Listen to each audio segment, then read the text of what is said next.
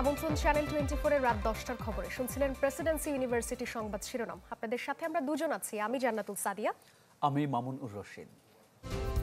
RFL kitchen sink, স্বাস্থ্যকর কিচেনের চিরস্থায়ী সমাধান। কক্সবাজার থেকে উড্ডয়নের পরপরই বিমান থেকে খসে পড়ে একটি চাকা, এরপর রুদ্ধশ্বাস মুহূর্ত। এই এক চাকা নিয়ে হযরত শাহজালাল আন্তর্জাতিক বিমানবন্দরে জরুরি অবতরণ করে বিমান বাংলাদেশের BG436 ফ্লাইট। আর পাইলটের অসাধারণ নৈপুণ্য ও দক্ষতায় রক্ষা পান বিমানটিতে থাকা 71 যাত্রী। অক্ষত থাকে বিমানটিও। মাঝ আকাশে কিছু না জানলেও অবতরণের আগে জরুরি সতর্কবার্তায় আতঙ্কিত হয়ে পড়েন যাত্রীরা। দুপুর 1টা 20 মিনিট কক্সবাজার বিমানবন্দর থেকে ঢাকার উদ্দেশ্যে রওনা করে বিমান বাংলাদেশ এয়ারলাইন্সের BG436 ফ্লাইট। উড্ডয়নের পরপরই বিমানটি থেকে খুলে নিচে পড়ে যায় পেছনের একটি চাকা। সাথে সাথেই বিষয়টি কন্ট্রোল টাওয়ারকে জানায় বিমানটির পাইলট। তবে তখনও কিছুই জানতেন না বিমানটিতে থাকা 71 যাত্রীর কেউই। ততক্ষণে চাপা উত্তেজনা আর আতঙ্ক ভর করে বিমান সংশ্লিষ্ট সব পক্ষের মাঝে। দ্রুত নেওয়া হয় বিমানবন্দরে সতর্ক ব্যবস্থা। শাহজালাল আন্তর্জাতিক বিমানবন্দরের নির্বাহী পরিচালক গ্রুপ ক্যাপ্টেন কামরুল ইসলাম জানান, উড্ডয়নের পরপরই ঢাকার এয়ার ট্রাফিক কন্ট্রোলকে জরুরি অবতরণের বিষয়টি জানান পাইলট। এই বার্তা পাওয়ার পরপরই বিমানবন্দরে জরুরি অবতরণের প্রস্তুতি নেওয়া হয়। শঙ্কা কাটিয়ে দুপুর 2টা 22 মিনিটে নির্বিঘ্নে ফ্লাইটটি অবতরণ করাতে সক্ষম হন পাইলট। এতে বড় ধরনের দুর্ঘটনা থেকে রক্ষা পায় বিমানটি।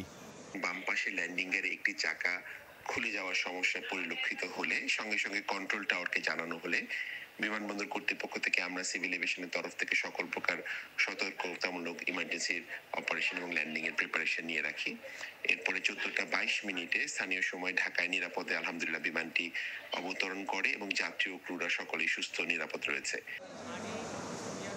যাত্রীরা জানান, বিমানে থাকা অবস্থায় কিছুই জানানো হয়নি তাদের। যদিও অবতরণের আগে জরুরি সতর্কবার্তায় কিছুটা আতঙ্কিত হয়ে পড়েন যাত্রীরা। চাকাটা খুলে গেছে, কিন্তু ল্যান্ড করতে সময় আপনার ল্যান্ড করতেছে, কিন্তু ল্যান্ডটা ঠিক মতো হইতেছে না। যখন বিমানের চাকা খুলবে তখন একটা বিকট আওয়াজ হলো, যেটা আমরা বুঝতে পারলাম যে কোনো একটা সমস্যা হয়েছে। তো পাইলট 2-3 বার বললো যে ল্যান্ডিং, কিন্তু ল্যান্ড করতেছে না, বারবার উড়াউড়ি করতেছে। ঢাকায় আসার পর বিমানটা নামবে তখন ওনারা বলছে যে জরুরি ল্যান্ডিং করতে হবে। আমরা জানি না কি বিষয়, নামার পর দেখলাম যে চাকা নাই। অন্যরকম মনে হয়েছে, আদারওয়াইজ উই আর ফাইন। আলহামদুলিল্লাহ আমরা ঠিক মতো ল্যান্ড করে গেছি এবং আশা করি কর্তৃপক্ষ আরেকটু সচেতন হবে। চলন্ত বিমান থেকে এভাবে চাকা খুলে যাওয়ার ঘটনায় ক্ষোভ প্রকাশ করেন যাত্রীরা। এর আগে বিমানের নানা যান্ত্রিক ত্রুটির ঘটনা ঘটে। সম্রাট হোসেন, চ্যানেল 24, ঢাকা। দেশ জুড়ে তোলপা ওয়ালটন ফ্রিজ কিনে আপনিও হয়ে যেতে পারেন মিলেনিয়ার। ইউজিসির 4 দফা দাবি মানার আশ্বাসে কাকরাইল মোড় ছাড়েন জগন্নাথ বিশ্ববিদ্যালয়ের শিক্ষার্থীরা। পানি পান করে গণ অনশন ভাঙান শিক্ষকরা। এদিকে বিশ্ববিদ্যালয়ের শিক্ষক ও শিক্ষার্থীরা বলছেন, সাময়িক মেনে নিলেও বাস্তবায়নে গড়িমসি করলে আবারও রাস্তায় নামবেন তারা। আবাসন ভাতা বাজেটে বরাদ্দ বৃদ্ধি সহ 4 দফা দাবিতে টানা 3 দিন কাকরাইল মোড়ে অবস্থানের পর দাবি মানার আশ্বাসে সড়ক ছেড়েছেন জগন্নাথ বিশ্ববিদ্যালয়ের শিক্ষার্থীরা। এর আগে ইউজিসির সাথে বৈঠকে বসেন বিশ্ববিদ্যালয় প্রতিনিধি দল। বৈঠক শেষে সন্ধ্যা 7টার পরে আন্দোলনরত শিক্ষার্থীদের কাছে আসেন ইউজিসি চেয়ারম্যান সহ প্রতিনিধি দল। 4 দফা দাবি মেনে নেওয়ার কথা বলেন তারা। সরকারের পক্ষ থেকে বিশ্ববিদ্যালয়ের পরিচালন বাজেট বৃদ্ধির সিদ্ধান্ত নেওয়া হয়েছে।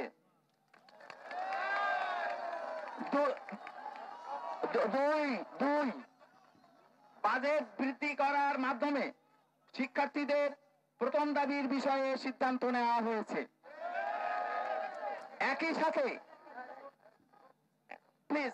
একই সাথে আবাসন সংকট নিরসনে আমাদের শিক্ষার্থীদের প্রয়োজন বিবেচনা করে খুব দ্রুত অস্থায়ী হল নির্মাণের কাজ শুরু করা হবে মর্মে সিদ্ধান্ত নেওয়া হয়েছে।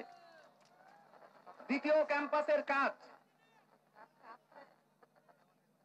ক্যাম্পাসের কাজ অগ্রাধিকার ভিত্তিতে অতি দ্রুত বাস্তবায়নের প্রক্রিয়া ইতোমধ্যে শুরু হয়ে গিয়েছে।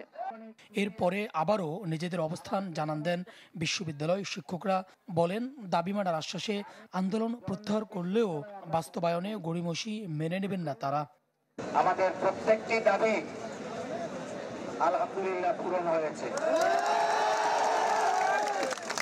এইটা জগন্নাথ বিশ্ববিদ্যালয়ের জন্য যারা এই আন্দোলনটি করে এইটি আদায় করলেন, ইতিহাসের পাতায় আমরা তাদেরকে জাতীয় বীরের মর্যাদা দিতে চাই। এদিকে টানা 3 দিনের আন্দোলনে দাবি মেনে নেয়ায় আনন্দ প্রকাশ করেন শিক্ষার্থীরা, চান দ্রুত বাস্তবায়ন। এটা আমাদের জন্য খুবই ভালো লাগতেছে এবং আনন্দের নিউজ, আলহামদুলিল্লাহ খুব ভালো লাগছে। আমরা আসলে আশ্বাসে বিশ্বাসী না, যেটা হচ্ছে মূল কথা। আর হচ্ছে দাবি মানলো সেটার স্পষ্ট বর্ণনা দেয়নি, ইভেন কবে থেকে শুরু হবে সেটাও বলা হয়নি। যখন সুস্পষ্টভাবে বলবে বা লিখিত আকারে দিবে তখনই আমরা কেবল মেনে নিব যে তারা আমাদের দাবি মেনে নিয়েছে। আশা করব যে আমাদেরকে ভবিষ্যতে আমাদেরকে আর করতে হবে না, এটার জন্য আন্দোলন করতে হবে না। এর আগেও দাবি দাওয়া নিয়ে বেশ কয়েকবার রাস্তায় নামেন জগন্নাথ বিশ্ববিদ্যালয়ের শিক্ষার্থীরা। ঢাকা বিশ্ববিদ্যালয়ের শিক্ষার্থী শাম্য হত্যাকাণ্ডে জড়িতদের গ্রেপ্তারের দাবিতে শাহবাগ থানা ঘেরাও করেন শিক্ষার্থীরা। প্রকৃত আসামিরা গ্রেপ্তার না হলে আগামী রোববার ফের থানা ঘেরাওয়ের ঘোষণা দেন তারা। এর আগে রাজু ভাস্কর্যের সামনে থেকে জড়িতদের গ্রেপ্তারে 48 ঘন্টার আলটিমেটাম দেন শিক্ষার্থীরা। সকাল 11টায় ঢাকা বিশ্ববিদ্যালয়ের শিক্ষার্থীরা শাম্য হত্যার বিচারের দাবিতে রাজু ভাস্কর্যে জড়ো হন। একাত্মতা প্রকাশ করেন শিক্ষকরাও। এ সময় শাম্য হত্যার বিচার না হওয়া পর্যন্ত প্রতিবাদ চালিয়ে যাওয়ার ঘোষণা দেন শিক্ষক ও শিক্ষার্থীরা। জড়িতদের গ্রেপ্তারে দেয়া হয় 48 ঘন্টার আলটিমেটাম। মোট 5 জন আসামি ছিল, সেখান থেকে কেন 2 জনকে গ্রেফতার করা হলো এবং বাকি 3 জনকে কেন পালায়ে যেতে সাহায্য করা হতো, সেটা জবাব আমরা চাই। এই ক্যাম্পাসে যাতে ভবিষ্যতে আর এ ধরনের কোনো রকম এই মৃত্যু আমাদের সামনে বয়ে বেড়াতে না হয়, সে নিশ্চয়তা চাই। এরপর রাজু ভাস্কর্য থেকে ব্যানার ও প্লাকার্ড হাতে মিছিল নিয়ে শাহবাগ থানা ঘেরাও করেন শিক্ষার্থীরা। পরে শাহবাগ থানায় পুলিশের সাথে বৈঠকে বসেন শিক্ষক ও ছাত্রদের একটি প্রতিনিধি দল। ঘণ্টাখানেকের বৈঠক শেষে বের হয়ে তারা জানান, অপরাধীরা দ্রুত গ্রেপ্তার না হলে রোববার থেকে ফের আন্দোলন। 12 জন পূরণ করলে আমরা সেটা মেনে নেব না। আসল যে 12 জন, আসল যে স্টেপ করে হত্যা করেছে তাকে গ্রেপ্তার করতে হবে, না হলে আমরা আমাদের আন্দোলন চালিয়ে যাব যতক্ষণ পর্যন্ত প্রকৃত হত্যাকারী এখানে চিহ্নিত এবং ধরা না পড়বে। আমরা তাদের সাথে যোগাযোগ অব্যাহত রাখবো, আমাদের চাপ সৃষ্টি করব। শাম্য হত্যাকাণ্ডে এখন পর্যন্ত 3 জনকে গ্রেপ্তার করেছে পুলিশ, বাকি আসামিদের ধরতে চলছে অভিযান। প্রযুক্তিগত যে বিষয়টা আছে সেটাও আমরা কিন্তু কালেক্ট করছি, অ্যানালাইসিস করতেছি। আমরা আশাবাদী যে দ্রুত সময়ের মধ্যে এই আসামিদের আসল যারা এর সাথেও জড়িত যারা আছে তাদেরকে আমরা দ্রুত ধরে ফেলতে পারবো। পরে শাহবাগ থেকে শিক্ষকদের নেতৃত্বে ক্যাম্পাসে ফিরে যান শিক্ষার্থীরা। গেল মঙ্গলবার রাতে সোহরাওয়ার্দী উদ্যানে দুর্বৃত্তদের ছুরিকাঘাতে খুন হন শাম্য। সজল সাইক, চ্যানেল 24, ঢাকা। ঈদ সেলিব্রেশনে এবার নো টেনশন, সিঙ্গার বেকো আছে আপনার পাশে, আপনার সাথে। বড় ঈদে স্বস্তির ভরপুর সলিউশন নিয়ে এই সলিউশন কার্ডে পাচ্ছেন হাউসফুল অ্যাপ্লায়েন্স। আরও জিতে নিতে পারেন TV, refrigerator, AC, washing machine সহ যে কোনো অ্যাপ্লায়েন্স। এছাড়াও আছে ঈদ বাজার অথবা এলপিজি গ্যাস বিল ডিসকাউন্ট। ভরপুর সলিউশন পেতে আজই চলে আসুন সিঙ্গার বেকো স্টোরে। ভিজিট করুন singarpd.com।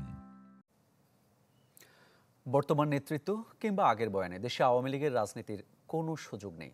যদি চরিত্র বদলে আসে সেক্ষেত্রে সময় বলে দেবে দলটির ভবিষ্যৎ কি হবে, বলছেন রাষ্ট্রচিন্তাবিদ অধ্যাপক আবুল কাশেম ফজলুল হক। 2024 এসে দলটির এমন পরিণতির জন্য তিনি একক দায় দেন শেখ হাসিনাকে। বলেন, 72 পরবর্তী আওয়ামী লীগের অবস্থা থেকে শিক্ষা নেয়নি দলটি। শফিকুল ইসলাম সবুজের রিপোর্ট। তুমুল এক গণ অভ্যুত্থানের মুখে 5 আগস্ট পতন হয় আওয়ামী লীগ সরকারের। এই সময় রাজনীতির আলোচনায় নানাভাবে আসে দলটির নাম। গেল 15 বছরের সীমাহীন দুর্নীতি, জুলাই আগস্ট সহ বিগত আমলে মানুষকে হত্যার দায়ে ন্যূনতম অনুশোচনা না করায় দলটির বিচারের দাবি জোরালো হতে থাকে এই কমাসে। অতঃপর নিষিদ্ধ করা হয় আওয়ামী লীগের সব ধরনের কার্যক্রম। এমন বাস্তবতায় আওয়ামী লীগের ভবিষ্যৎ কি জানতে চাই রাষ্ট্রচিন্তাবিদ অধ্যাপক আবুল কাশেম ফজলুল হকের কাছে। তার মতে, বর্তমান পরিচয় নেতৃত্বের চেহারায় সহসা এই দলকে গ্রহণ করবে না মানুষ। যেভাবে সারা দেশ জুড়ে শেখ মুজিবের স্ট্যাচু ভাঙছে, অনেক প্রতিষ্ঠানের অনেক জায়গার নাম বদলে ফেলেছিল, সেগুলো আবার নতুন করে বদলে ফেলেছে। এই যে 32 নম্বরের বাড়ি একেবারে মাটির ভেতরে যে ফাউন্ডেশন ছিল সেটা পর্যন্ত তুলে নিয়ে গেছে। এইগুলো একটা তীব্র জেদের পরিচায়ক। আওয়ামী লীগের ভবিষ্যৎ আওয়ামী লীগের উপরেই নির্ভর করে, কি কাজ তারা করবে তার উপরে। শুধু শেখ হাসিনার আমল নয়, ৭২ পরবর্তী ঘটনা থেকে শিক্ষা না নেয় এই পরিণতি হয়েছে দলটির।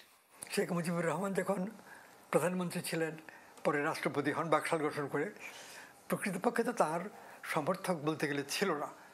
দলটা বড় ছিল, তার অনেক কর্মী ছিল, কর্মীদের মধ্যেও আওয়ামী লীগে থাকলেও অন্তর্বিরোধ ছিল। খন্দকার মুশতাক তো আওয়ামী লীগেরই নেতা। সেই সব অবস্থার সঙ্গে শেখ হাসিনার যে ক্ষমতাচ্যুতি বা পালিয়ে যাওয়া এর মিল আছে। ইতিহাস থেকে শিক্ষা নেওয়া দরকার, এটা আমরা বলি বটে, আগে রাজনীতিবিদেরা বলতেন, এখন বলেন না। তিনি বলেন, দল মত কিংবা পথ ভিন্ন হতে পারে, দেশের স্বার্থে সবাইকে এক পথে না রাখায় আওয়ামী লীগের এই করুণ পরিণতি হয়েছে। এক দল করলেও সবাই সম্পূর্ণ একমত হবে এমন কথা না। মতভিন্নতা পৃথিবীর সর্বত্র সব দলের মধ্যেই থাকে। শফিকুল ইসলাম সবুজ, চ্যানেল 24, ঢাকা। অধিকার ও মর্যাদা নিয়ে কোনো দ্বিচারিতা মানবে না নারী, মানা হবে না নারীর প্রতি সহিংসতা ও বৈষম্যকারীদের অপচেষ্টা। বিকেলে রাজধানীর মানিক মিয়া এভিনিউয়ে নারীর ডাকে মৈত্রী যাত্রা কর্মসূচিতে এ ঘোষণা দেওয়া হয়। এতে সরকারের প্রতি দাবি জানানো হয় নারী বিষয়ক সংস্কার কমিশনের প্রতিবেদন ঘিরে অপপ্রচারকারীদের বিরুদ্ধে ব্যবস্থা নেয়ার।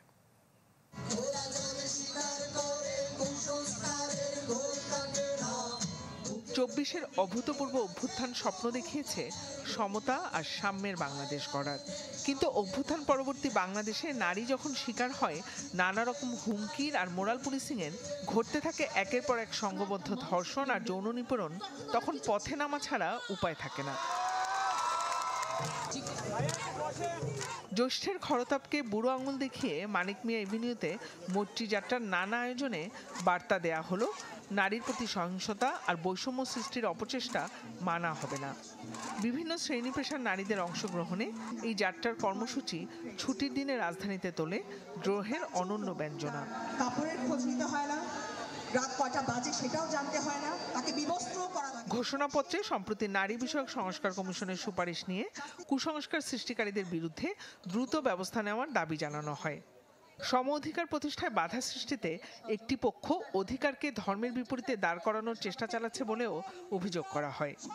অন্তর্বর্তী সরকারকে তার সাংবিধানিক দায়িত্ব পালন করতে হবে, বিশেষত নারী ও প্রান্তিক জনগোষ্ঠীর বিরুদ্ধে সহিংসতার হুমকি, নারী বিষয়ক সংস্কার কমিশনের প্রতিবেদন ঘিরে গুজব ও অপপ্রচার এবং ধর্মীয় মূল্যবোধকে অস্ত্র করে হিসাব ব্যবহার করে আতঙ্ক সৃষ্টির বিরুদ্ধে সরকারকে ব্যবস্থা নিতে হবে।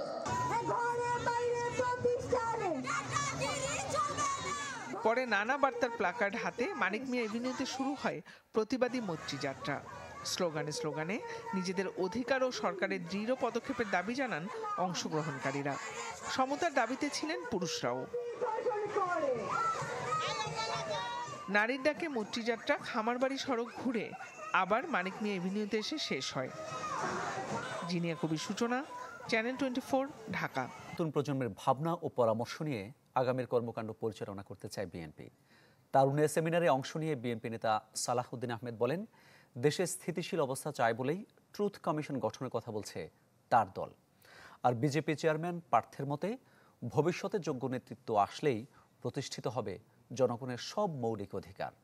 খুলনা থেকে তুষার লস্কর ক্যামেরায় শাহনেওয়াজ বাবলু রিপোর্ট। তরুণরাই আগামীর বাংলাদেশ, যাদের গতি আর ভাবনায় সমৃদ্ধ হবে দেশ। সেই তরুণরাই কতটা প্রস্তুত নেতৃত্বের কাছেই বা তাদের জানতে চাওয়া কি? আমাদের রুকি পেশেন্ট পার্টি সব সময় নানা প্রশ্ন আর কৌতূহলের জবাব দিলেন অভিজ্ঞরা। প্যানেলিস্ট আলোচক হিসেবে প্রতিষ্ঠিত তরুণরাই তুলে ধরলেন নিজেদের অভিজ্ঞতার কথা। বিএনপির 3 অঙ্গ সংগঠন ছাত্রদল, যুবদল, স্বেচ্ছাসেবক দলের দক্ষিণবঙ্গের 2 বিভাগে আয়োজন করা হয় এই সেমিনারের। অংশ নেওয়া নেতাকর্মীরা বলছেন, এই আয়োজনে সমৃদ্ধ হবে তাদের আগামীর রাজনীতি। তরুণরা যে বাংলাদেশ গঠনে যে তারা এক ধরনের ফ্যাক্ট অথবা খুবই গুরুত্বপূর্ণ, সেটি আমরা তরুণদের মধ্যে উদ্বুদ্ধ করার চেষ্টা করছি। দেশকে এগিয়ে নেওয়ার জন্য আমরা নতুন কর্ম পরিকল্পনা এবং নতুনভাবে তৈরি হওয়ার চেষ্টা করব। তরুণ সমাজকে সমাজের মূল্যবান অংশে পরিণত করার জন্যই আমাদের এই উদ্যোগ। বিএনপি নেতা সালাউদ্দিন আহমেদ বলেন, দেশে স্থিতিশীল অবস্থা চাই বলে বিশ্বের অন্যান্য দেশের মতো বাংলাদেশেও ট্রুথ কমিশন গঠনের কথা বলেছে তার দল। আর রাজনীতিতে যোগ্য নেতৃত্বের গুরুত্বের কথা জানান বিজেপি চেয়ারম্যান আন্দালিব পার্থ। আমরা স্থিতিশীল রাজনৈতিক পরিস্থিতি এবং দেশের স্থিতিশীলতা চাই বলেই বিশ্বের অন্যান্য দেশে গণ অভ্যুত্থান এবং বিপ্লব পরবর্তী পরিস্থিতিতে যে সমস্ত মডেল উত্থাপন করা হয় তার একটি হচ্ছে ট্রুথ কমিশন অথবা ন্যাশনাল রিকনসিলিয়েশন এবং ন্যাশনাল রিকনস্ট্রাকশন কমিশন। যে নেতৃত্ব বিশ্বাস করে যে তুমি আমার বিরুদ্ধে কথা বলতে পারো এবং সেই কথা বলার অধিকার রক্ষার জন্য দরকার পড়লে আমি আমার জীবন দিয়ে দেব, কিন্তু সেই অধিকার তোমার থাকতে হবে, এই মানসিকতার নেতৃত্ব যখন আসবে তখন মৌলিক অধিকার রক্ষিত হবে। বরিশাল আর খুলনা বিভাগের সেমিনারের পর শনিবার তারুণ্যের সমাবেশ অনুষ্ঠিত হবে খুলনার সার্কিট হাউস মাঠে। তরুণদের উপরে অনেকটা নির্ভর করছে আগামীর বাংলাদেশ, আর সেই বাংলাদেশ তরুণরা কিভাবে দেখতে চায়, কিভাবে গড়তে চায়, সেই বিষয়ে বিস্তর আলোচনা হয়েছে এই সেমিনারে। অংশ নেওয়ারা বলছেন, এখান থেকে প্রাপ্ত নির্দেশনা আর পরামর্শতেই গড়তে চান তাদের আগামীর কর্মকাণ্ড। শাহনেওয়াজ বাবলু, চ্যানেল 24, খুলনা। আত্মপ্রকাশ করেছে জাতীয় নাগরিক পার্টি এনসিপির যুব সংগঠন জাতীয় যুব শক্তির। বিকালে সমাবেশ করে যুব সংগঠনের আনুষ্ঠানিক ঘোষণা দেয় দলটির নেতারা। রাজধানীর গুলিস্তানে সমাবেশে ঘোষণা করা হয় যুব শক্তির 131 সদস্যের আহ্বায়ক কমিটি। তারিকুল ইসলামকে যুব শক্তির আহ্বায়ক ও জাহিদুল ইসলামকে সদস্য সচিব হিসেবে ঘোষণা দেওয়া হয়। মুখ্য সংগঠকের পদে রয়েছেন ফরহাদ সোহেল।